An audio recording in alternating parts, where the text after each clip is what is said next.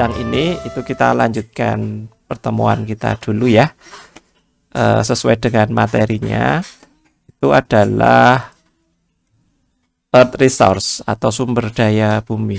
Jadi ini nanti materinya itu tidak saya urutkan ya. Saya kalau pas ada waktu saya coba buatkan videonya semuanya, tetapi yang untuk keperluan ini itu hanya kita lompat-lompat saja. Kalau silahkan nanti dibaca sendiri materinya karena ada 25 bagian ya, banyak sekali. Karena kita pertemuannya hanya 5 kali, ini kita sudah 3 materi sama dengan yang kemarin itu sudah 3 materi, sekarang materi yang keempat. Ya, kita nanti akan lompat-lompat saja, saya pilihin materi-materi yang saya anggap cukup perlu buat kalian ketahui di luar pelajaran geografi, di luar pelajaran fisika tentang angkasa dan sebagainya. Oke, ini tentang resource ya, sumber daya yang ada di bumi.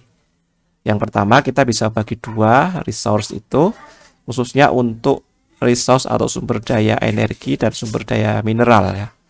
Yang kita bisa bagi menjadi dua, renewable dan non-renewable. Renewable itu artinya bisa diperbaharui. Kalau yang non-renewable itu yang tidak bisa diperbaharui. Apa maksudnya dari bisa diperbaharui ini? Ini resource atau sumber daya tadi itu bisa dibuat kembali dalam waktu yang cukup pendek ya. Waktu cukup pendek ini seberapa? Itu ternyata bisa bermacam-macam. Bisa seperti bulan, berarti sekian bulan itu bisa kembali lagi diperbarui, atau sekian tahun atau sekian dekade. Jadi masih masuk di dalam renewable resource. Jadi masih bisa diperbarui. Kemudian yang kedua, yang non-renewable ini membutuhkan jutaan tahun untuk terbentuknya atau untuk terakumulasinya ya, terkumpulkannya itu butuh jutaan tahun. Jadi ini bedanya ya, walaupun sama-sama skala waktu.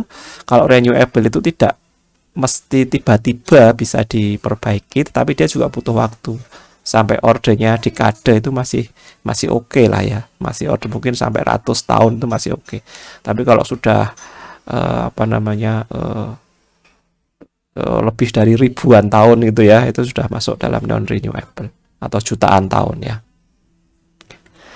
Oke, nah salah satu resource energi dan mineral yang ada di bumi itu adalah bahan bakar fosil ya. Fuel ini bahan bakar, fosil ini adalah terbuat dari fosil.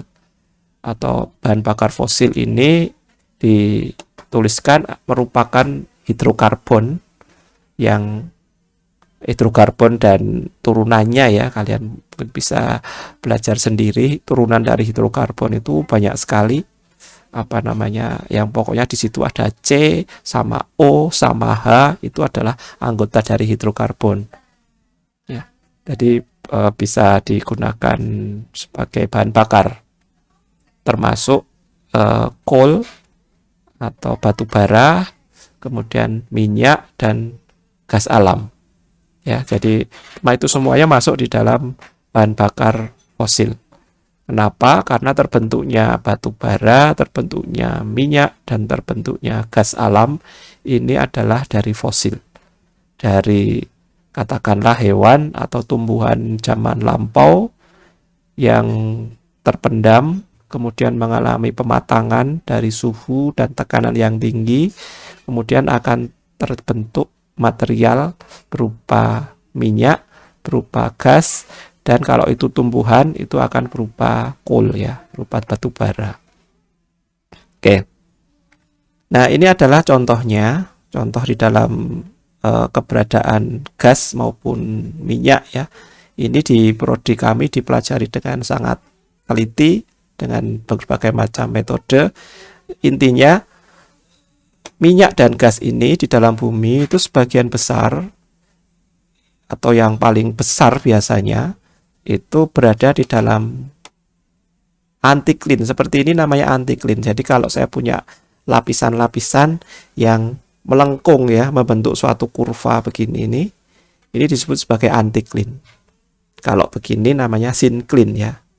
Kenapa kok anti-clean ini menjadi penting sekali di dalam penjelasan tentang oil trap atau jebakan minyak? Karena bentuk dari anti-clean ini memungkinkan bahwasanya fluida yang ringan yang ada di dalam material atau lapisan yang berpori, biasanya batu pasir ya, ada pori-porinya, itu bisa merambat naik ya, bisa merambat naik menuju ke satu titik. Karena ini bentuknya anti-clean gini, ini ada beberapa lapisan ya biasanya ya. Ini adalah salah satu contohnya yang di ini adalah batu pasir ya, batu pasir ya. Di dalam batu pasir ini itu bisa dikatakan dia punya pori-pori dan ada sumber minyak di situ ya, ada sumber yang kemungkinan bisa berubah menjadi minyak, maka di sini menjadi wadahnya ya. Karena minyak itu lebih ringan daripada air dan minyak itu lebih berat daripada gas, maka ketika berada di dalam anti-clean semacam ini, itu akan terbentuk 3 lapisan semacam ini ya. Lapisan yang paling bawah itu air, kemudian ini ada kontak ya, namanya OWC, oil water contact, kemudian di atasnya lagi ada kontak gas ya, oil gas kontak OGC, yang ini OWC. Nah tentu saja supaya minyak ini tidak lari, gas ini tidak lari, itu di bagian atas ini harus ada tutupnya. Tutupnya itu berarti sebuah lapisan batuan yang tidak punya pori-pori. Nah, di dalam tanah batuan yang tidak punya pori-pori ini dikenal dengan shale, batu lanau ya, shale. Jadi dia bisa menjadi tutupnya. Kenapa kok harus ditutup? Karena kalau tidak ditutup, nanti gas maupun minyak ini akan lari keluar, lari menuju ke permukaan. Ya, kadang-kadang kalian mungkin pernah mendengar resapan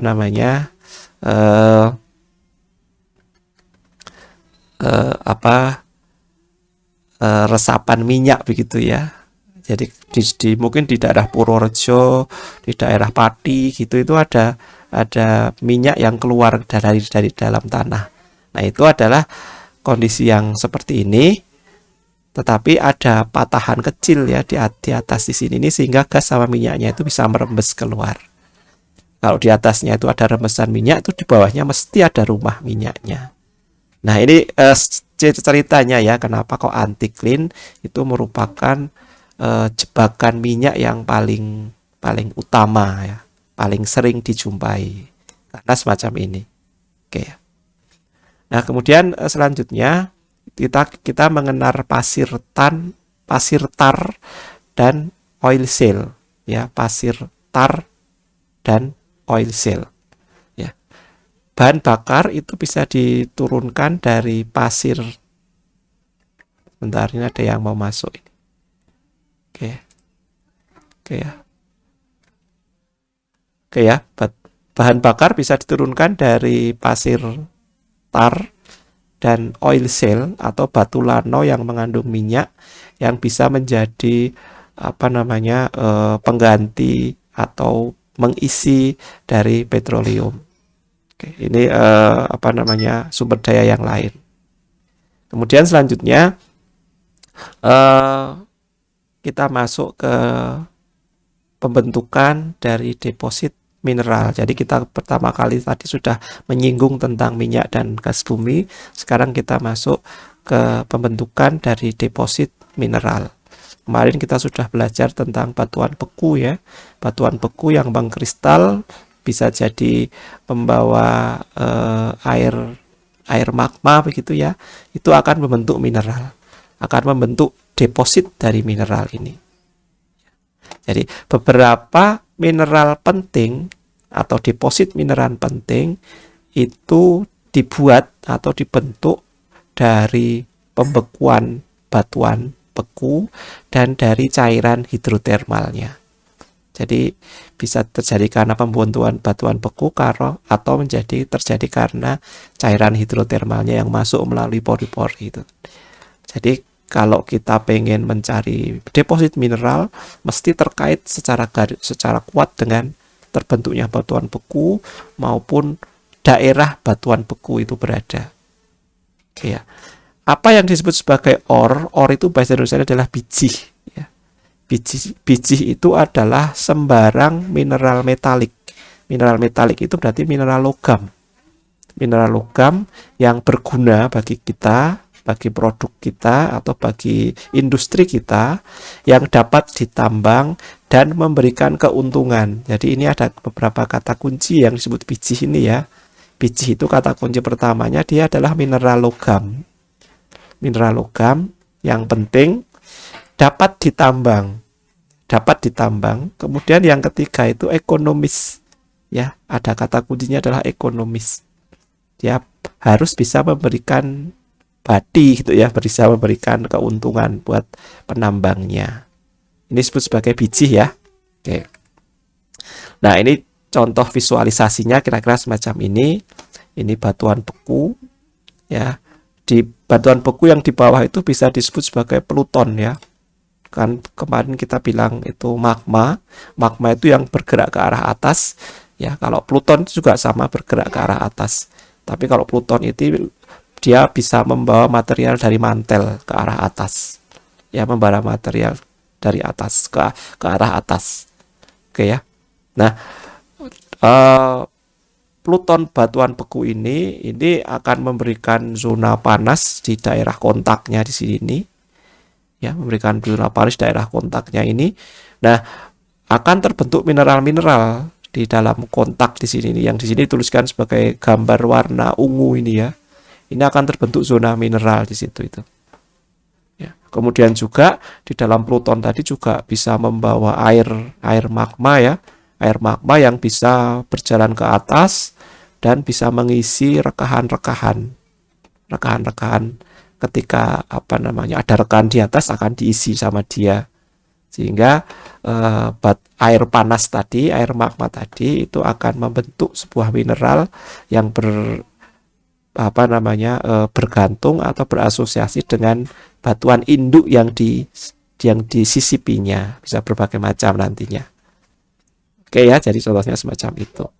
Nah, itu bisa kalau di permukaan, kalau batuan beku tadi bisa atau cairan fluidanya itu bisa menjalar sampai permukaan, yaitu ya bisa menjadi air panas atau bisa menjadi geyser di sini contohnya.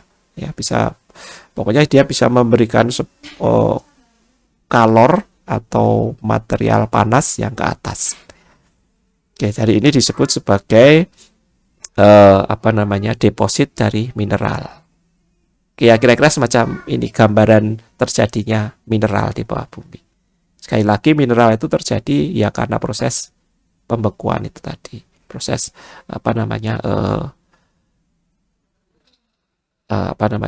penjalaran magma yang ke arah atas itu tadi. Mungkin kalian pernah mendengar diamond ya, intan ya, diamond. Diamond itu merupakan salah satu mineral atau mineral yang sangat keras dengan skala kekerasan Mohs itu adalah skala 10 ya, dia paling tinggi. Itu adalah sebuah mineral yang dia itu dibawa dari mantle. Dari mantle oleh Pluton ini dibawa ke atas sampai muncul di permukaan. Jadi hebat ya diamond intan itu dia di dalam pembentukannya itu pernah berjalan-jalan sampai mantel, kemudian naik ke atas lagi, keluar di permukaan bumi. Ya, sudah dalam bentuk intan keluar di permukaan bumi. Oke, jadi kalau kalian pernah mendengar intan ya seperti itu terbentuknya. Jadi dia tidak terbentuk pada level yang lebih dangkal begini, tapi dia terbentuk dari material mantel ya di bawah ke atas. Oke, kira-kira semacam itu. Oke, kemudian sumber daya mineral yang non metalik ya, yang bukan metal. Sumber daya mineral yang non metalik itu diekstrak dan diproses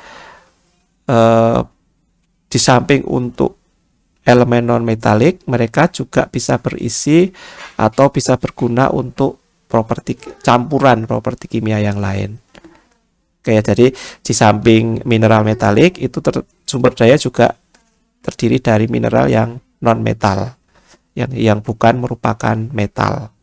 Ya misalkan saja gypsum itu bukan metal ya, aspal itu bukan metal. Jadi materialnya itu bukan metal. Tapi dia bisa digunakan, itu juga termasuk sumber daya mineral. Nah, ini adalah contoh dari mineral non-metalik. Ini ada banyak banget di sebelah kiri ini. Ada apatit, ada asbes, ada kalsit, ada mineral lempung, korundum, diamond, intan itu tadi, fluorit, garnet, grafit, gypsum, halit, muskovit, kuarsa, sulfur, silfit, talak. Ini nama-nama jenis mineralnya, bisa kalian coba baca, kemudian dicoba dipahami begitu ya. Ini nama-nama istilah-istilah yang Indonesianya itu mungkin masih belum banyak ya. Kalau seperti kalsit ini ya cuma diterjemahkan sebagai kalsit begitu. Mineral lempung atau kaolinit ini juga terjemahkan sebagai kaolinit ya. Belum ada padanan dalam bahasa Indonesia menurut saya. Nah, ini penggunaan dalam skala industrinya. Ya, contohnya saja misalkan kalsit ya. Kalsit itu kalau kalian lihat itu biasanya warnanya putih begitu. Jadi kalau kalian mendapatkan di sungai itu ada bongkah yang warnanya putih kayak kaca begitu. Yang ada belahan-belahan kecil agak vertikal begitu. Ada berkilap sedikit, itu namanya adalah kalsit. Ya, kalsit itu dipakai cukup banyak ya, bisa dipakai sebagai campuran semen, sebagai campuran kimia, pembuat kaca dan sebagainya. Oke. Ini adalah usage-nya atau penggunaannya, bisa dibaca sendiri ya, bisa dicoba dipahami dalam bahasa Indonesianya. Ya, misalkan korundum itu sebagai gemstone. Gemstone itu batu mulia, ya, batu mulia atau abrasif, atau material yang digunakan untuk amplas gitu ya. Karena apa? Karena korundum ini memiliki tingkat kekerasan yang tinggi. Ya.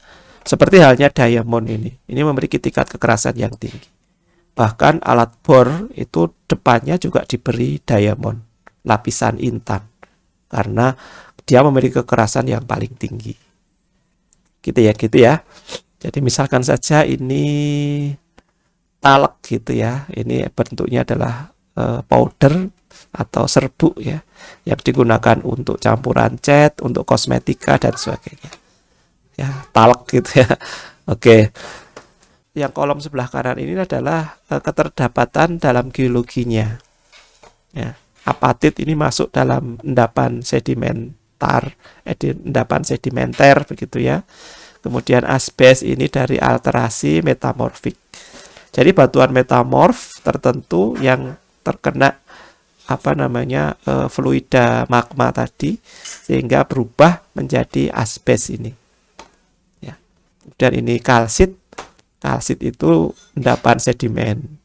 Jadi dia berasal dari batuan yang lain, batuan beku biasanya ya, karena batuan beku kaya akan kalsit, itu terlapukkan kemudian terbawa oleh agen pembawa itu ya, yang tadi saya tanyakan, agen pembawa, kemudian terendapkan di suatu tempat. Oke, jadi ini adalah penampakan geologinya. Penampakan geologinya. Silahkan Google itu merupakan salah satu pembelajaran yang cukup bagus sekali. Kalau kalian ketikkan evaporite deposit, begitu akan keluar di Google.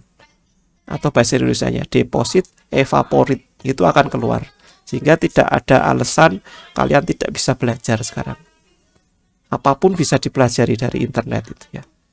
Kalian misalkan hidrotermal deposit ini apa toh Pak? Tulis saja di Google. Deposit hidrotermal, nanti akan keluar. Ya. Kimberlite ini apa?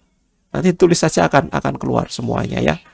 Oke, jadi apabila kalian mendapatkan arti istilah yang kurang begitu paham, Silahkan ditanyakan ke Google. Saat itu juga nanti kalian akan tahu jawabannya. Oke, kira-kira seperti itu. Kemudian kita masuk ke sumber energi alternatif ya. Yang pertama, atau sumber energi yang sebagai tidak utama begitu ya, karena sebagian besar sumber energi utama sekarang ini itu masih bermain-main di sumber energi fosil ya, di minyak bumi, di batu bara, gas, itu sumber energi utama yang menggerakkan industri di dunia ini. Tetapi juga kita mengenal sumber energi alternatif. Misalnya yang pertama adalah energi matahari. Sumber energi matahari. Sumber energi matahari tentu saja asalnya ya dari matahari. Ini sebenarnya sangat cocok sekali di daerah tropis ya, di kita di Indonesia itu sangat cocok sekali mendapatkan energi matahari. Energi matahari itu merupakan bahan bakar yang bisa dikatakan gratis ya. Energi matahari itu tidak menimbulkan polusi. Jadi metodenya energinya bersih. Atau sekarang ini dikenal dengan green energy atau clean energy. Ya, salah satu contohnya adalah solar energy ini, energi matahari. Kemudian yang kedua, alternatifnya adalah energi nuklir. Energi nuklir ini juga cukup banyak menyediakan listrik bagi negara-negara yang sudah maju ya.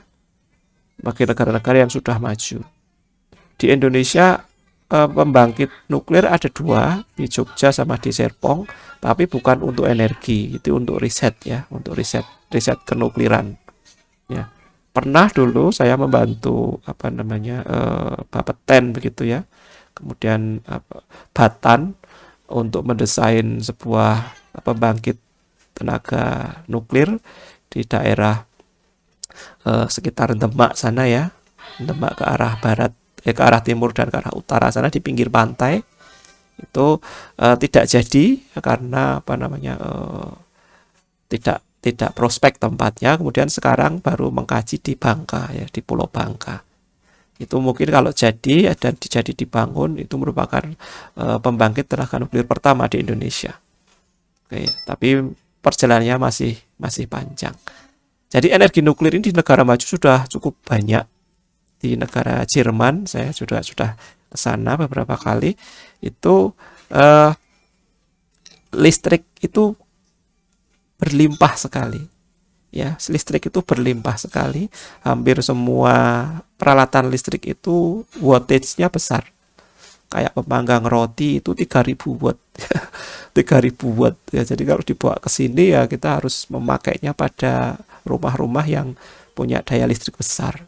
Karena di sana listrik itu sangat berlimpah sekali. Ya, sebagian besar disupport oleh energi nuklir ini.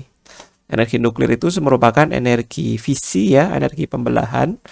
Jadi inti dari nuklir tadi itu ketika ditembak dengan uranium, ketika ditembak dengan neutron, inti nuklir tadi adalah uranium, misalkan ini yang paling tinggi ya, 235, ditembak dengan neutron, maka akan terbelah dan hasilnya itu selain terbelah, dia akan membuat energi panas yang sangat tinggi ketika dia membelah, sama dia akan menghasilkan neutron yang lebih banyak.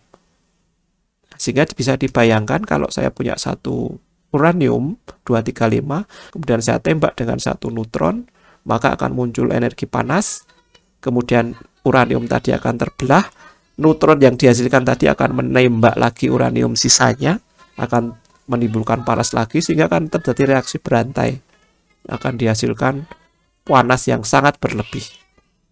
Oke ya, jadi kira-kira semacam itu proses nuklir ini. Tetapi supaya itu terjaga, itu jumlah uraniumnya dibatasi, sama jumlah neutronnya juga dibatasi. Jadi neutron yang dihasilkan dari pembelahan inti uranium tadi itu ditangkap, ya, ditangkapi sehingga dia tidak nabrak kemana-mana. Jadi diatur begitulah istilahnya. Ini adalah contoh nuclear power plant ya. Jadi pembangkit listrik tenaga nuklir. Semua pembangkit listrik tenaga nuklir itu dibangun di tepi pantai. Ada yang tahu kenapa? Kenapa kok pembangkit listrik tenaga nuklir itu dibangun di tepi pantai? nggak tahu ya. Nah, ini kenapa? Karena di dalam pembangkit tenaga nuklir itu dibutuhkan pendingin, ya pendingin. Jadi kenapa dia dibikin di tepi pantai itu karena bisa memanfaatkan air laut ya. Air laut tadi dimasukkan ada sebuah lubang begitu ya yang bisa air laut masuk, kemudian digunakan untuk mendinginkan reaktor, kemudian air laut tadi dikeluarkan lagi. Sehingga area di sekitar apa namanya area di sekitar pembangkit tenaga nuklir itu akan hangat biasanya ya. Air di sekitar itu akan hangat karena ya itu tadi dipakai untuk mendinginkan reaktor itu tadi ya. Makanya bahaya utama dari power plant ini yang pertama ketika terjadi gempa, kemudian terjadi tsunami. Sama seperti beberapa tahun lalu di Jepang itu ya, terjadi gempa bumi magnitudenya 9, itu akan menimbulkan tsunami dan menyapu power plant nuklir di sana ya. Jadi sangat bahaya sekali. Oke. Nah, kemudian sumber energi alternatif yang lain itu adalah energi angin. Energi angin ini diprediksi ini ke depan akan lebih banyak digunakan di samping energi matahari tadi. Energi angin tentu saja akan mengubah energi dari angin tadi bisa menjadi energi listrik ya. Ini contohnya adalah turbin angin. Kemudian energi yang lain, sumber energi alternatif yang lain itu adalah hidroelektrik ya. Hidroelektrik ini adalah suatu pembangkit yang ditenagai atau diberi tenaga oleh air yang jatuh, oleh tenaga potensial, energi potensial dari air yang jatuh. Ya, jadi di sini dituliskan air itu ditampung dulu dalam sebuah waduk begitu atau bendungan, kemudian diberi lubang kecil sehingga air tadi akan bisa mengalir melalui lubang itu tadi. Air dalam yang sudah diberi lubang tadi ujungnya akan diberi sebuah generator yang akan menghasilkan tenaga listrik ya. Oke, jadi prinsipnya semacam itu. Ini contohnya adalah dam di Grand Canyon di Indonesia sudah cukup banyak, bendungan PLTA ya cukup banyak. Yang paling dekat dengan sini itu ya di Wonogiri itu ada, di Banjarnegara itu ada, di Kebumen itu juga ada ya. Jadi waduk-waduk yang cukup besar yang digunakan untuk PLTA. Contohnya kira-kira semacam ini. Ini adalah ada jalur waduk, kemudian airnya itu dialirkan pada suatu lorong begitu, di mana air yang di sini itu otomatis tekanannya tinggi, energi potensialnya besar, digunakan untuk memutar turbin ya, mengupar turbin, sehingga turbin tadi akan memberi daya kepada sebuah reaktor atau generator katakanlah ya, sehingga melalui generator itu akan dihasilkan listrik ya, listrik yang nanti akan ditransmisikan ke tempat yang lain. Kemudian sumber energi alternatif yang lain itu adalah sumber energi geotermal atau panas bumi. Ya. Panas bumi. Jadi di sumber energi geotermal ini itu ada beberapa subsistem yang di situ ya yang membentuk sistem geotermal. Sistem geotermal itu ada jika ada panasnya. Jadi ada sumber panasnya. Sumber panas ya berarti ada magma di bawahnya. Ya, ada magma di bawahnya, kemudian ada air yang akan dipanaskan oleh sumber panas tadi. Airnya biasanya harus terjadi siklus ya, supaya tidak habis. Jadi air yang panas itu akan dibawa ke atas. Kemudian air yang dingin akan dimasukkan ke dalam pemanas itu lagi. Jadi ada semacam siklus semacam itu. Yang kedua harus ada air yang berputar begitu. Kemudian yang ketiga harus ada tutupnya. Ada tutupnya. Kalau tidak ditutup ya nanti uapnya kemana-mana. Harus ditutup dulu. Harus ada tutupnya. Sama seperti minyak bumi tadi. ada tutupnya. Kemudian yang keempat itu harus ada lubangnya, lubang dari tutupnya itu tadi. Nah, ini baru kita bisa bilang energi geotermal. Ya, energi geotermal. Jadi lubang tadi akan membawa air panas atau uap air ya, atau uap panas ke atas sehingga bisa menggerakkan turbin di atasnya. Oke. Jadi air panas ini bisa langsung digunakan sebagai penghangat ya, penghangat ruangan atau apapun, kata penggunaannya langsung, atau bisa juga digunakan untuk memutar turbin ya, untuk menghasilkan tenaga listrik. Nah, ini contohnya salah satu jenis dari kenampakan geotermal di permukaan adalah geyser. Ya, geyser itu adalah uap panas yang sampai ke permukaan. Ya, di Indonesia cukup banyak ya beberapa, tapi namanya bukan geyser kalau di Indonesia, itu ya uap panas sama mata air panas begitu ya, yang cukup ada di beberapa tempat ya. Yang paling dekat dengan sini, dengan Jogja ini ya di Parangkusumo itu ya, itu ada air panasnya. Ke arah barat sedikit itu ada di Kebumen juga ada, di sekitar Banjarnegara sana ada, di sekitar Dieng juga cukup banyak, di Gunung Ungaran juga cukup banyak, di sekitar Merbabu juga ada. Jadi ada beberapa tempat yang berkaitan dengan geotermal itu biasanya akan muncul manifestasi namanya ya, manifestasi air tanah, manifestasi air panas di permukaan. Oke. Kemudian yang lain, sumber energi alternatif itu adalah gelombang. Ya, energi dari gelombang, energi dari gelombang itu tadi ya, yang bisa dibuat karena di suatu tempat atau suatu negara yang punya pantai banyak seperti di kita Indonesia ini, dan pasang dan surut air juga cukup sering, ombaknya juga besar, maka sebenarnya bisa digunakan atau berpotensi untuk sumber daya atau energi dari gelombang itu tadi. Ya, karena energi ombak kan besar mestinya ya, karena ombak bisa menghancurkan karang sehingga bisa ambrol, itu berarti energinya cukup besar. Oke, jadi ini salah satu energi alternatif ya. Belum banyak yang melakukan pekerjaan di sini. Contohnya semacam ini. Jadi misalkan saja ada sebuah teluk begitu.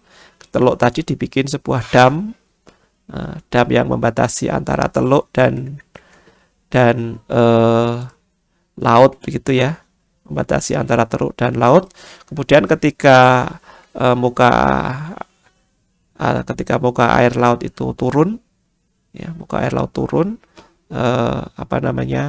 air di dalam teluk ini tadi mengalir keluar ya, ke laut. Kemudian ketika muka air laut itu naik, maka air laut dari laut ini akan masuk ke teluk. Ya, masuk ke teluk. Ketika masuk ke teluk tadi, ketika muka air laut turun lagi, ini kita bisa gunakan sebagai energi ya. Energi yang ini energi ketika air masuk, dan ini energi ketika air keluar.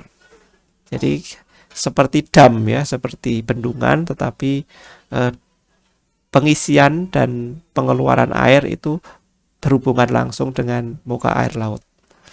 Kayak ini contoh dari bendungan gelombang ya, atau tidal dams. Oke. Sumber daya yang lain, yang nomor 3 tadi sudah sumber daya mineral, kemudian yang non mineral, kemudian sumber daya alternatif. Sekarang kita masuk ke sumber daya lain yang disebut sebagai sumber daya air, udara, dan sumber daya tanah. Oke. Nah, yang pertama itu adalah air ya. Air itu merupakan salah satu komoditas yang sangat penting, karena setiap hari itu kita menggunakan air untuk minum, memasak, mandi, dan menyiram tanaman dan lain sebagainya ya. Air itu sumber kehidupan. Oke. Nah, sayangnya itu cukup banyak polusi yang kita buat sendiri ya, di yang apa namanya mempengaruhi kualitas dari air itu tadi. Ini dikenal dengan freshwater pollution atau polusi air segar ya, air alami. Itu ada beberapa. Yang pertama adalah sumber polusi berupa titik, dan ini sumber polusi yang bukan titik. Kemudian yang ketiga adalah runoff. Ya, runoff. Runoff itu adalah aliran dari air itu tadi. Sumber polusi berupa titik itu datang dari tempat yang sudah diketahui lokasinya. Contohnya adalah saluran buang dari pabrik ya. Saluran buang dari pabrik otomatis biasanya itu akan dialirkan ke sungai begitu ya. Walaupun sudah diolah tertentu, tapi juga ada beberapa pabrik yang langsung mengalirkannya ke sungai. Otomatis akan membuat polusi. Polusi yang seperti itu tipenya itu dikenal dengan polusi satu titik ya, atau point source. Polusi dengan sumber itu berupa titik. Kemudian ada juga polusi yang bersumbernya itu bukan merupakan titik. Ya, jadi polusi yang tentu saja dipengaruhi oleh beberapa hal ya, oleh beberapa, tetapi tidak dari satu titik itu ya. Misalkan saja sampah gitu ya.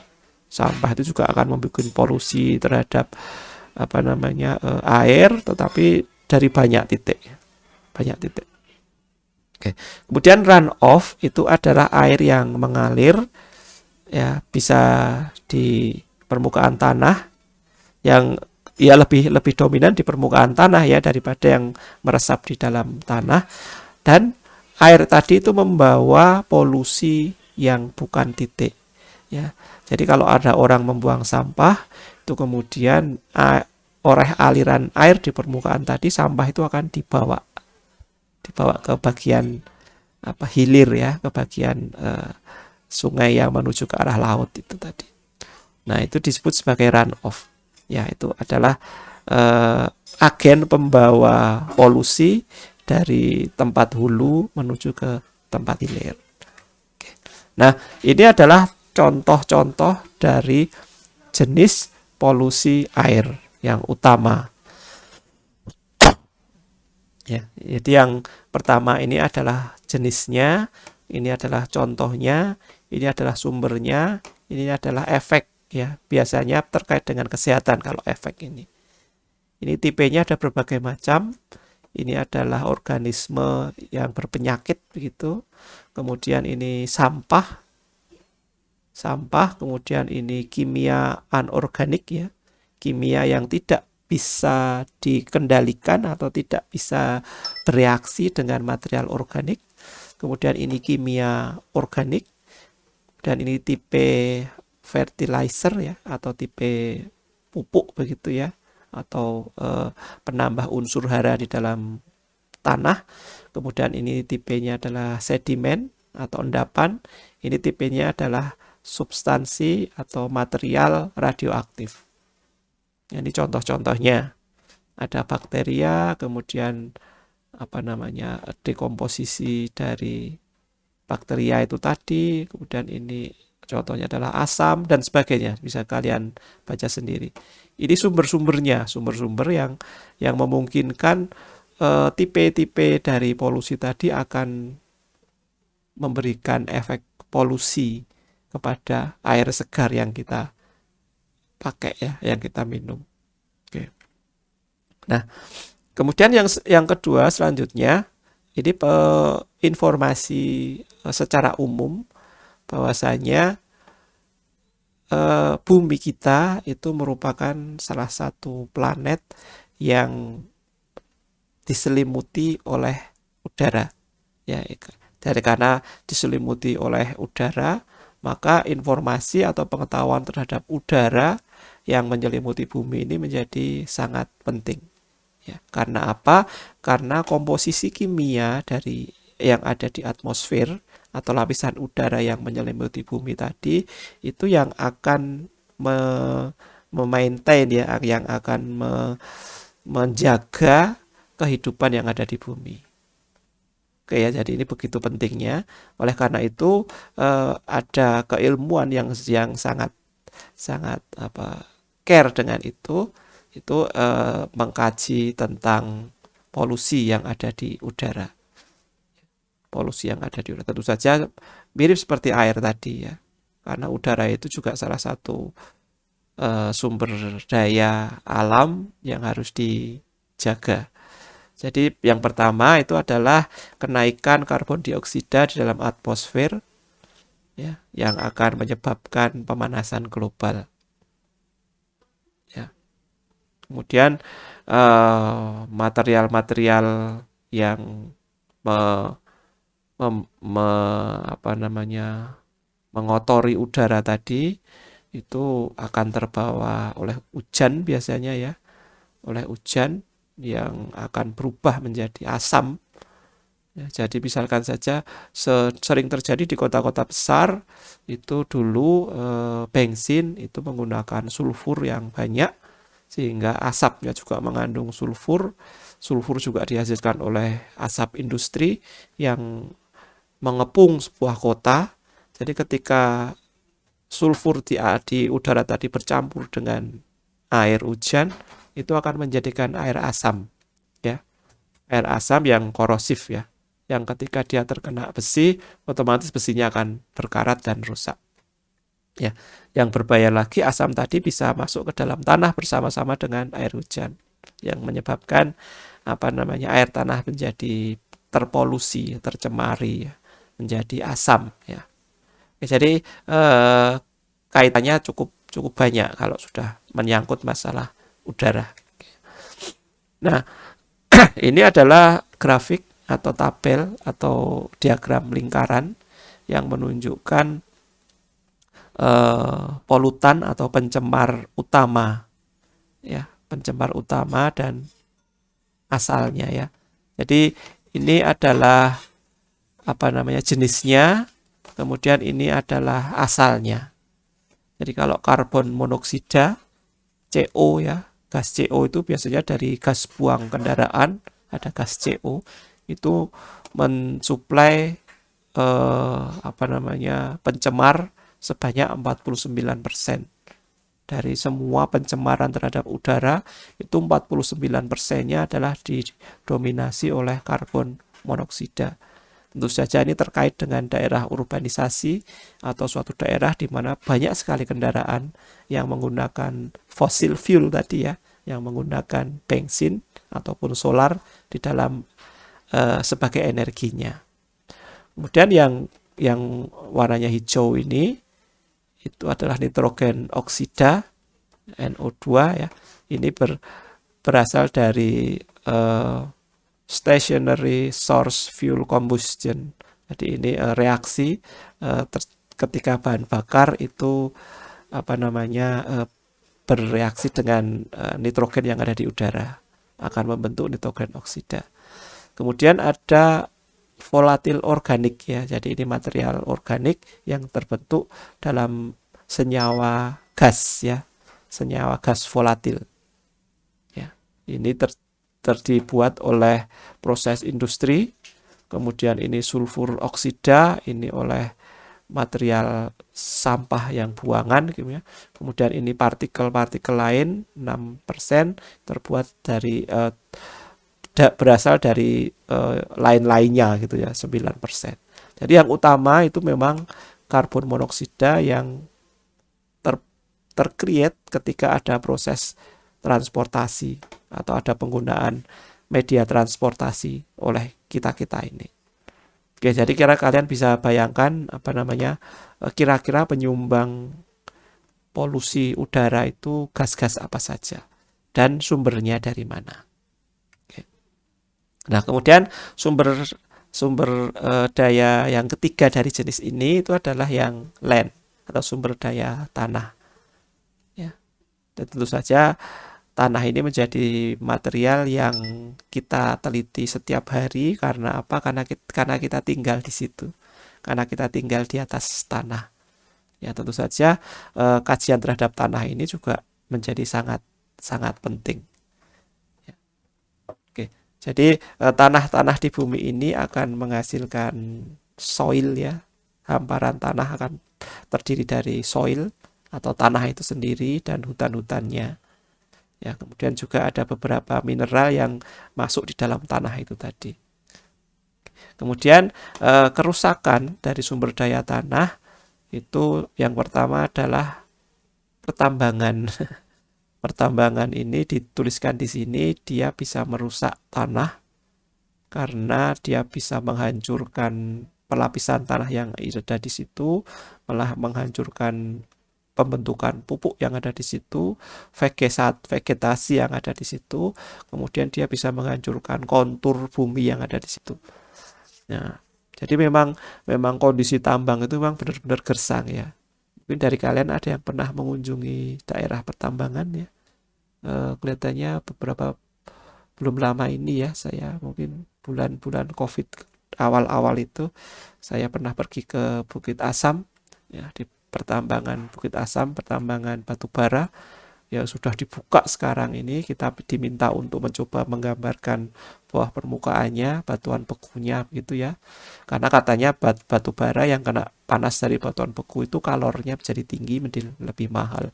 Nah, itu daerah permukaannya itu sudah terbuka semua. Sama sekali tidak ada pohon di situ. Semuanya sudah terbuka. Nah, itu otomatis dari sisi resource atau sumber daya tanah, sumber daya daratan ya, itu akan sangat berpengaruh sekali ya.